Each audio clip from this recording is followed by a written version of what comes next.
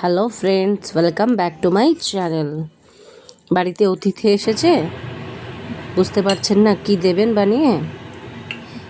একেবারে খুব চটজলদি বানিয়ে ফেলুন দই বড়া। দেখুন, একদম খুব 5 মিনিটের মধ্যে কিন্তু এই দই বড়া রেডি। আমি এই বড়াগুলো কিন্তু দোকান থেকে কিনে নিয়ে এসেছি। দেখুন, আমি গরম জলের মধ্যে অল্প চিনি দিয়েছিলাম, দিয়ে ফুটিয়ে ওইটার মধ্যে আমি বড়াগুলো কিন্তু ভিজিয়ে রেখেছিলাম। দেখুন, আমি 2 থেকে 3 মিনিট ভিজানোর পরে খুব সুন্দর করে বড়াগুলো ভালো করে ভিজে গেছে, যেহেতু আমি গরম জলে দিয়েছিলাম ভিজতে। দেখুন, এই বড়াগুলো হয় খুব বড়ও হয় এবং ফুলে গেলে, ভিজে গেলে কিন্তু আরও ফুলো ফুলো হয়ে যায়, আরও বড় হয়ে যায়।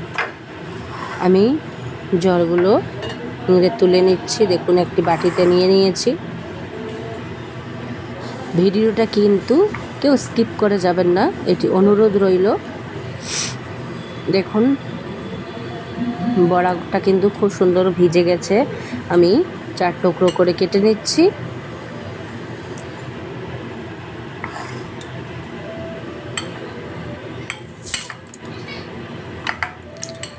ভালো করে কেটে নিচ্ছি আমি 4 টুকরো করে। এইবার আমি দইটাকে কিন্তু ফাটিয়ে নিয়েছি, ভালো করে ফাটিয়ে। বন্ধুরা, ভিডিওটি যদি ভালো লাগে লাইক, কমেন্ট, শেয়ার অবশ্যই করবেন। কেউ যদি নতুন বন্ধু দেখে থাকেন ভিডিওটি, অবশ্যই সাবস্ক্রাইব করবেন, পাশে থাকা বেল আইকন ক্লিক করে দেবেন প্লিজ। দেখুন, আমি যে দইটা ফাটিয়ে রেখেছিলাম সেই দইগুলো বড়ার ওপর দিয়ে দিচ্ছি।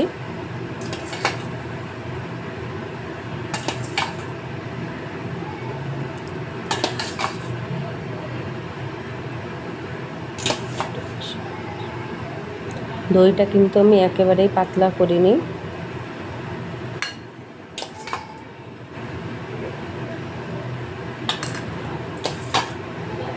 ভালো করে দইটা দিয়ে দিয়েছি।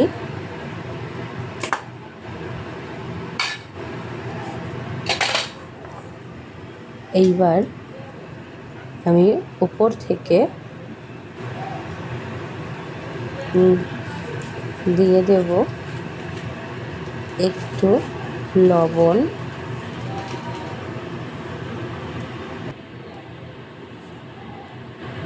দেখুন, আমি কিছু লবণ দিয়ে দিচ্ছি।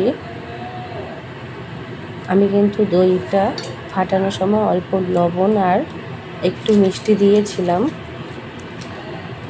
আমরা যেহেতু একটু মিষ্টিটা কম খাই, তার জন্য অল্প মিষ্টি দিয়েছিলাম। আপনারা যেইভাবে খাবেন সেই পরিমাণে মিষ্টিটা দেবেন। দেখুন, লবণ দেওয়ার পরে আমি কিন্তু তার উপর দিয়ে দিলাম মশলা।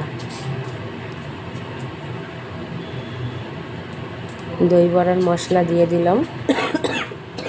এটাও একদম হোমমেড বানিয়েছিলাম মশলাটা।